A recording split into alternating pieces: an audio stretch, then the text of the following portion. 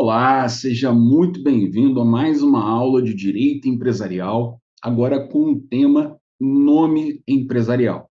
Vamos estudar, portanto, o Instituto referente ao nome empresarial, um tema que costuma cair em provas objetivas.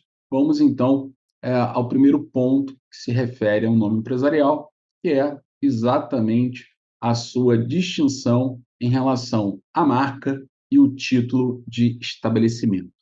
Então, o que seria um nome empresarial? O nome empresarial, o seu conceito, ele pode ser extraído do artigo 1155 do Código Civil, no sentido de que o nome empresarial ele tem o objetivo, a finalidade de identificar o empresário, seja ele um empresário individual, seja uma sociedade empresária. Vamos lembrar que não há propriamente um nome empresarial para quem não é empresário. Para quem não é empresário, nós vamos ver logo em seguida o parágrafo único do 1155 do Código Civil, ele vai dizer que ficará essa designação, essa denominação de associações civis, fundações, sociedades simples, essas denominações serão equiparadas quanto à proteção ao nome empresarial. Então, quando a gente fala em nome empresarial, a gente está falando da identificação do empresário, seja ele individual, como eu disse, seja uma sociedade empresária. Além disso, a gente tem que lembrar que o nome empresarial não se confunde nem com a marca, nem com o título de estabelecimento. Então, a marca significa a identificação de um produto ou serviço, como diz a Lei de Propriedade Industrial, que é a Lei 9279 de 96. Então, a marca ela tem a finalidade de identificar um produto ou um serviço, distinguir um produto de um outro, de um serviço de um outro serviço. Então, essa é a finalidade, a função da marca. E o título de estabelecimento, que nós conhecemos vulgarmente como letreiro, tem a função de identificar o ponto empresarial, ou seja, o local onde é exercida aquela atividade empresarial. Então, o nome empresarial, a sua proteção, ela decorre do arquivamento do ato constitutivo na junta comercial, seja do empresário individual, seja da sociedade empresária. Então, essa proteção ela é decorrente do registro do contrato social ou do ato constitutivo do empresário individual na junta comercial.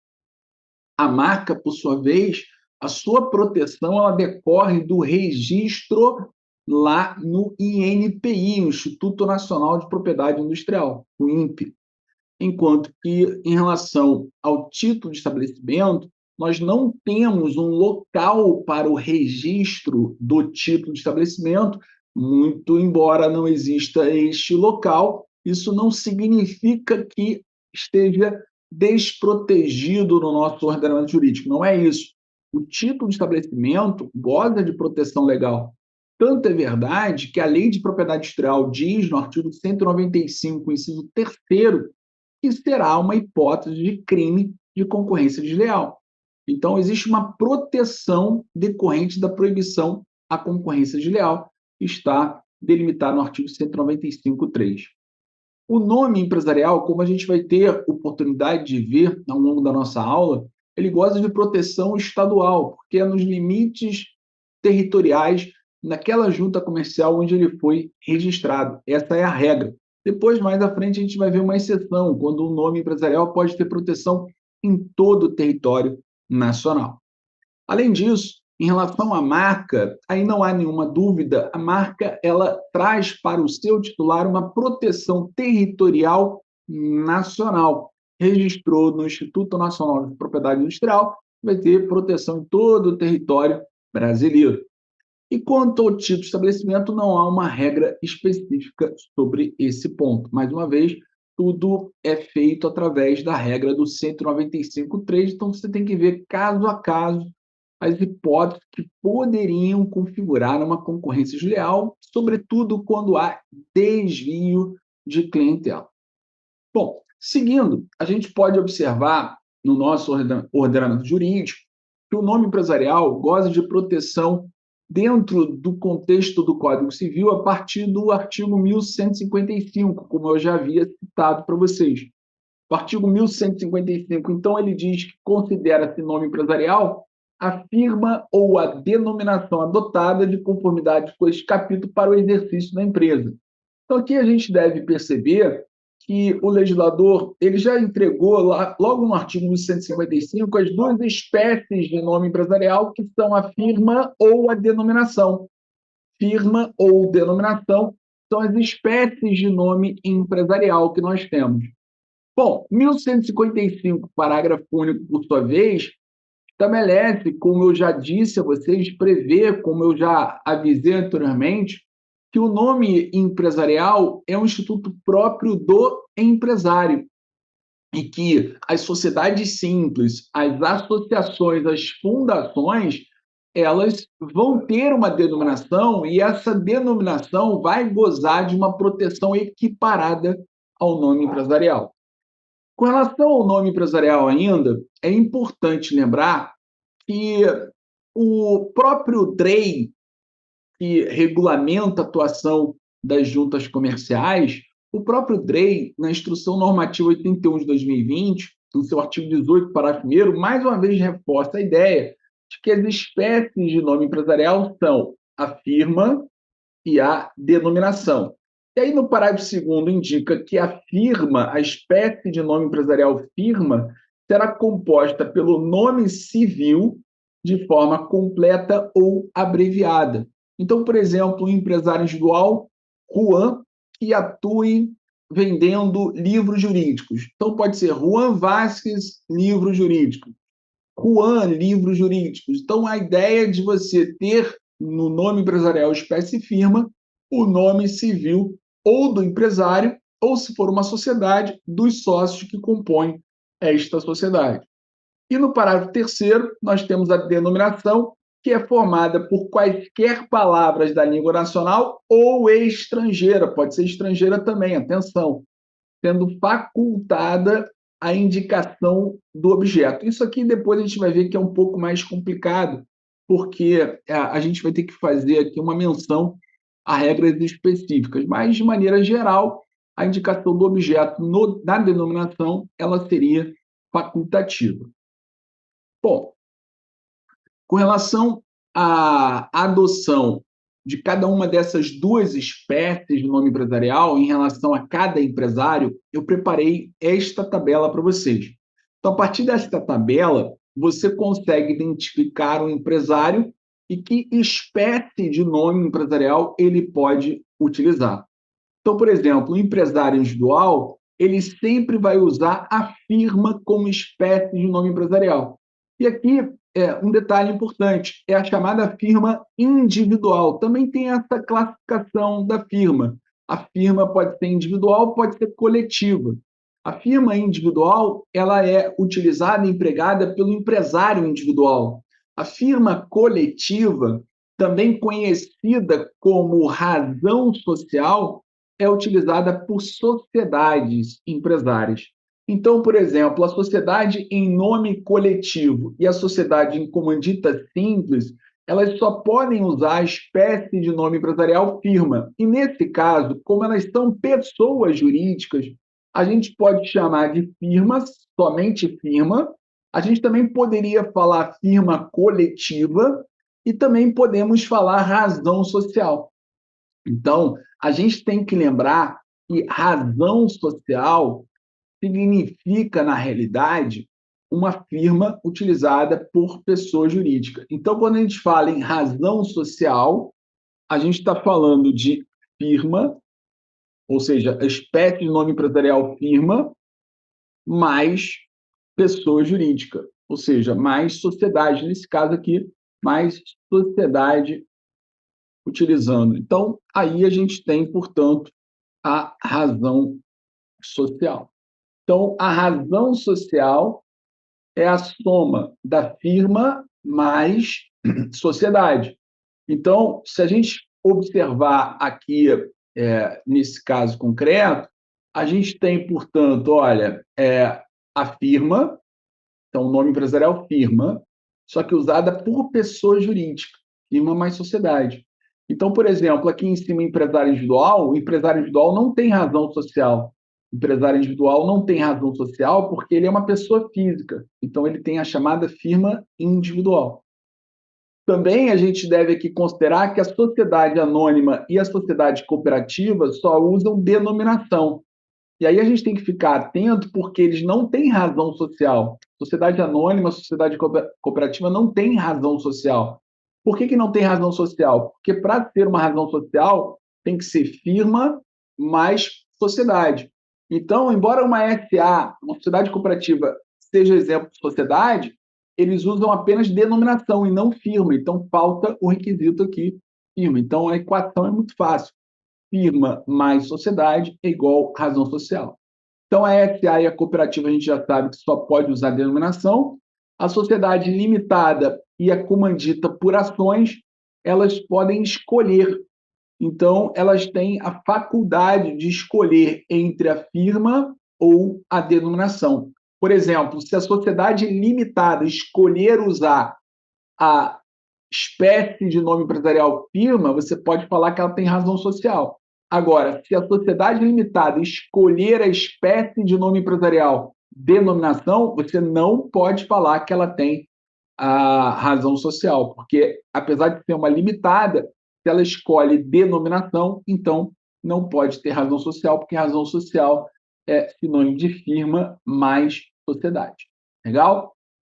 Sociedade em conta de participação cai muito em provas objetivas, não tem nome empresarial, nunca terá nome empresarial, conforme artigo 1162 do Código Civil. E a sociedade cooperativa, como eu falei, é a denominação integrada pelo vocábulo cooperativo.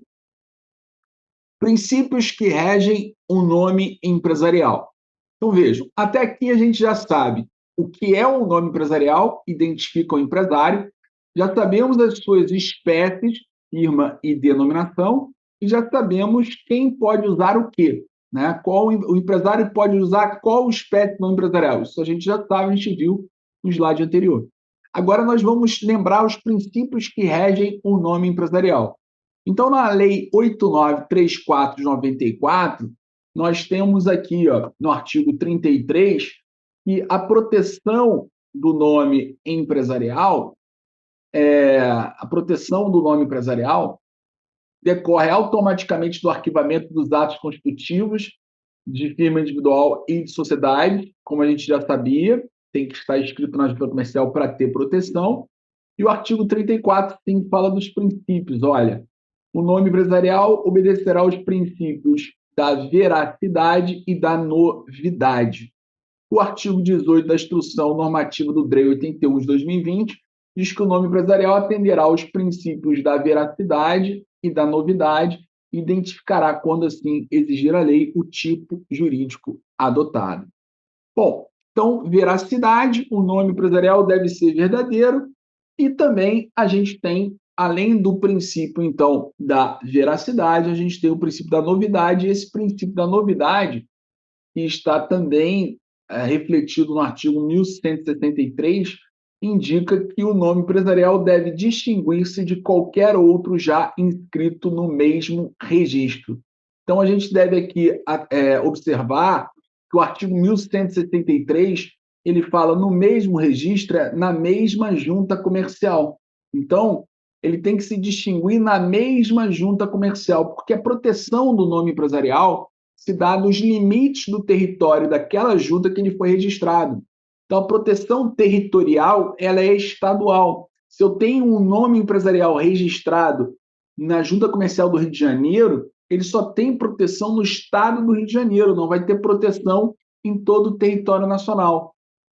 Para que haja essa proteção em todo o território nacional, a gente pode adiantar esse aspecto, que a gente vai ver no próximo slide, deveria estar inscrito em todas as juntas. Então, quando você registra um nome empresarial no Rio de Janeiro, lá em São Paulo, você pode ter um nome empresarial idêntico, semelhante, registrado por outro empreendedor, porque a proteção se dá, regra geral, de forma estadual. Por isso que o 1163 ele fala no mesmo registro. Então, se você registra na Junta Comercial do Rio de Janeiro, a princípio você goza do direito ao uso exclusivo do nome empresarial naquela junta comercial. Então, você, pelo princípio da novidade, você tem essa proteção que decorre dessa anterioridade, você ter registrado em primeiro lugar. E aí, dessa forma, você não poderia admitir a coexistência de outro nome empresarial idêntico ou semelhante àquele já registrado. Isso, inclusive, ficou retratado na jurisprudência do STJ no informativo 426, um informativo já bem antigo, digamos assim, né, que já tem muito tempo, mas um informativo interessante, 426, quando ele diz que é possível a coexistência de dois nomes empresariais na mesma junta comercial, desde que não haja uma possibilidade de confusão para os consumidores e que eles não atuem no mesmo ramo de atividade. Pois bem, depois o DREI acabou regulamentando essa questão no artigo 22 da Instrução Normativa número 81 de 2020, que depois teve a sua redação alterada pela Instrução 55 de 2021. Então, ele está dizendo aqui, o DREI está dizendo para as juntas comerciais o seguinte, ó, é proibido, é vedado o registro do nome empresarial. Olha o que ele fala aqui primeiro, idêntico a outro já registrado na mesma junta comercial. Então, ele está falando de idêntico, ele não está falando de semelhante. Então, teria que ser idêntico.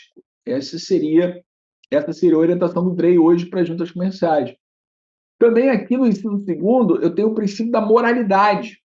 Além da novidade e da veracidade, também tem o princípio da moralidade que está aqui nesse inciso segundo do artigo 22 da Instrução Normativa 81 de 2020, que contiver palavras ou expressões que sejam atentatórias à moral ou aos bons costumes. Aí o princípio da moralidade. Que incluam ou reproduzam em sua composição siglas ou denominações de órgãos, entidades de administração pública, direta ou indireta. Também com palavras ou expressões que denotem atividade não prevista no objeto. Então, aqui eu preciso da veracidade. E que traga a designação de porte ao seu final. Então, para não trazer essa designação do seu porte, empresa de pequeno porte, microempresa, porque isso pode desenquadrar e isso cria um obstáculo para aquele empreendedor. Bom, seguindo aqui, nós temos o artigo 1166, que, de certa forma, eu já comentei com vocês, quando ele diz que a inscrição do empresário dos atos constitutivos das pessoas jurídicas ou as respectivas averbações no registro próprio asseguram o uso exclusivo do nome nos limites do respectivo Estado. Então, o uso exclusivo do nome nos limites do respectivo Estado, o princípio da novidade deve ser entendido dessa maneira. A proteção em todo o território nacional, como eu disse, ela é uma hipótese excepcional. Deve estar, portanto, registrado em todas as juntas comerciais para que eu tenha essa proteção em todo o território nacional. Então, atenção, portanto, com esse artigo 1166. Regra, proteção estadual, mas essa proteção ela pode se dar em todo o território nacional.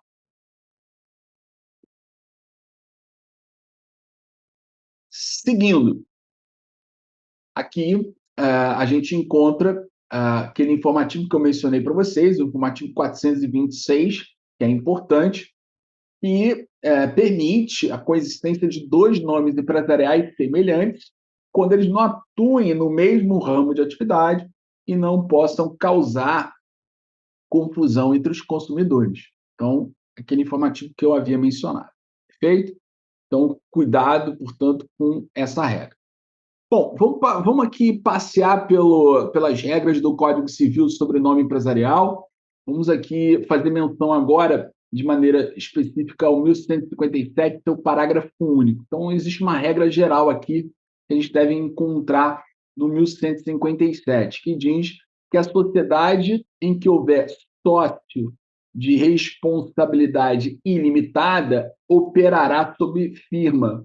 Então, numa sociedade em que haja um sócio, pelo menos um, com responsabilidade ilimitada, o nome empresarial vai ser da espécie firma. E aí, só o nome civil deles, que possuem responsabilidade ilimitada, poderão aparecer no nome empresarial, na composição do nome empresarial.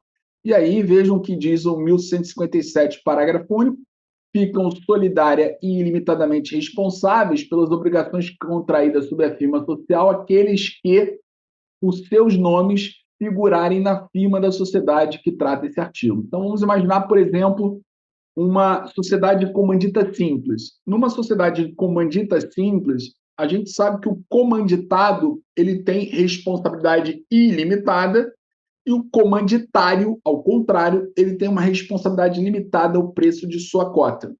Então, este aqui, o comanditário, não pode ter o nome civil dele no nome empresarial da sociedade, só do sócio comanditado que tem responsabilidade ilimitada. Se o nome civil deste sócio comanditário aparecer no nome empresarial da sociedade comandita simples, qual é a consequência? Ele passa a ter responsabilidade ilimitada, o que diz o 1157, parágrafo único. O 1158 trata das regras do nome empresarial de uma sociedade limitada. E a sociedade limitada, no artigo 1158, diz o seguinte: pode a sociedade limitada adotar firma ou denominação, como a gente já sabia. Só que esse dispositivo aqui, o parágrafo 1º, costuma cair bastante. Ele diz que a firma será composta com o nome de um ou demais sócios, desde que pessoas físicas, de modo indicativo da relação social. Então, se eu tiver, olha só, se eu tiver uma sociedade limitada, cujos sócios são apenas sociedades, são outras sociedades, não tem sócio pessoa física, o nome empresarial obrigatoriamente vai ser denominação. Olha a sacada que você tem que ter, cuidado. Vamos lá, para a regra geral. Qual é a regra geral que a gente já aprendeu? Sociedade limitada pode escolher entre firma ou denominação. Só que o parágrafo 1º diz: não haverá essa opção, ou seja, a limitada obrigatoriamente terá que adotar o nome empresarial da espécie denominação se naquela sociedade limitada não tiver sócio pessoa física. Por quê? Para ter o nome empresarial da espécie firma construído, composto, tem que ser a partir de nome civil de pessoa física que seja como sócio. Se numa limitada só tem pessoa jurídica como sócios, então significa dizer que o nome empresarial terá que ser obrigatoriamente da espécie de denominação. Além disso, o parágrafo 2º do 1158 diz que a denominação deve designar o objeto da sociedade. Lá atrás, um pouquinho atrás, na nossa aula, eu falei, olha, gente, aqui, olha, essa instrução normativa do DREI diz que a denominação é facultativa você indicar o objeto. Só que quando você vai no 1158, parágrafo 2º, lá está escrito que a denominação deve designar o objeto. Então, na minha interpretação, se tratando de sociedade limitada, tem que a denominação indicar o objeto que vai ser explorado naquela sociedade. O artigo 35, inciso 3º da Lei de Registros Públicos também contribui para essa divergência. Vejam, os atos constitutivos de empresas mercantis que, além das cláusulas exigidas em lei, não designaram o respectivo capital e a declaração de seu objeto, cuja indicação no nome empresarial é facultativa. Então, veja, teria aqui essa lei, artigo 35, inciso 3º, dispensada a indicação do objeto no nome empresarial. Só que tem um cuidado, tem regra em vigor. O 1158, parágrafo 2º, é uma regra especial para as sociedades limitadas. Tem que indicar o objeto, não tem jeito, ok? Então, cuidado com isso. E o 1158, parágrafo 3º, também é muito cobrado em prova, e ele engana muita gente que lê o artigo de maneira assodada. Olha só, aliás, o parágrafo de maneira assodada. Olha só. A omissão da palavra limitada determina a responsabilidade solidária e ilimitada dos administradores, não é dos sócios, dos administradores que assim empregarem a firma ou a denominação. Então, a gente tem que ter cuidado, porque essa é uma regra para o administrador e não para o sócio. Bom, ainda sobre o nome empresarial, a gente tem que lembrar do artigo 1159, que aí é a questão das cooperativas, a gente já sabia. Sociedade cooperativa funciona sob denominação integrada pelo vocábulo cooperativa. O 1160 do Código Civil, que fala da sociedade anônima, como eu já havia dito, ela sempre vai ter o nome empresarial da espécie de denominação, integrada pelas expressões sociedade anônima, companhia, por extenso ou abreviadamente, facultada a designação do objeto social. Parágrafo único do 1160, pode constar da denominação o nome do fundador, acionista ou pessoa que haja concorrido para o bom êxito na formação da empresa. 1161, a sociedade comandita por ações pode, em lugar da firma, adotar a denominação, também já falamos sobre isso, sendo que na denominação seria facultada a designação do objeto social. E também falamos do 1162, que é um artigo que despenca nos concursos públicos nas provas objetivas. A sociedade, em conta de participação, não pode ter firma ou denominação. Chegamos ao artigo 1164, que também é um artigo importante sobre o nome empresarial. Ele diz que o nome empresarial não pode ser objeto de alienação. Bom, para as provas objetivas, é exatamente isso que você vai marcar. O nome empresarial não pode ser objeto de alienação. Existe uma certa controvérsia que apenas se dá do ponto de vista acadêmico, no sentido de distinguir as espécies de nome empresarial, no sentido de que a firma realmente não pode ser objeto de alienação porque teria natureza de direito da personalidade, portanto, inalienável. Ao passo que a denominação, para alguns, por ter natureza patrimonial, significaria um direito de propriedade e que poderia ser objeto de transferência. Porém, para as provas objetivas não tem mistério. O nome empresarial não pode ser objeto de alienação. Agora, tem uma exceção no próprio parágrafo único desse dispositivo. Quando houver um contrato de três partes, eu posso ter, então, essa alienação do nome empresarial, perfeito? Então, cuidado com esse ponto. Além disso, a gente tem o enunciado primeiro da primeira jornada de direito comercial do CJF. Então, vejam que nós temos aqui decisão judicial que considera ser um nome empresarial violador do direito de marca não implica anulação do respectivo registro no nome empresarial, no registro no órgão próprio, nem ele retira os efeitos, preservado o direito de um empresário a alterá-lo. Então, aqui a gente tem que ter cuidado, porque se houver um conflito entre nome e marca, como é que a gente vai resolver esse conflito? Esse é um ponto importante. Como se resolve um conflito entre nome e marca? O conflito entre o nome e a marca será resolvido da seguinte forma. Em primeiro lugar, a gente tem que ter em mente que são dois institutos diferentes. Um não se sobrepõe ao outro, a princípio não. Então a gente parte da seguinte premissa: o passo a passo é o seguinte. Em primeiro lugar, segundo a orientação do STJ, a gente deve avaliar se essa marca é ou não considerada de alto renome, aquela do artigo 125 da Lei de Propriedade Industrial. Então, a primeira coisa que a gente tem que avaliar é se essa marca ela é uma marca de alto renome. Em segundo lugar, a gente tem que verificar se for uma marca de alto renome, aí vai prevalecer a marca de alto renome, prevalece sobre o nome empresarial. Agora, se não for uma marca de alto renome, a gente passa para o segundo exame. O segundo exame é de acordo com a questão do ramo de atividade. Se eles atuam no mesmo ramo de atividade, a gente pode ter aqui um problema. Se não, eles podem conviver de maneira pacífica e harmônica entre si. Um não vai prevalecer sobre o outro. Agora, se eu tenho um cenário em que não se trata de uma marca de alto renome, dois, atuo no mesmo segmento mercadológico, no mesmo ramo de atividade, aí a gente vai resolver pelo princípio da anterioridade. Quem foi o primeiro que obteve o registro.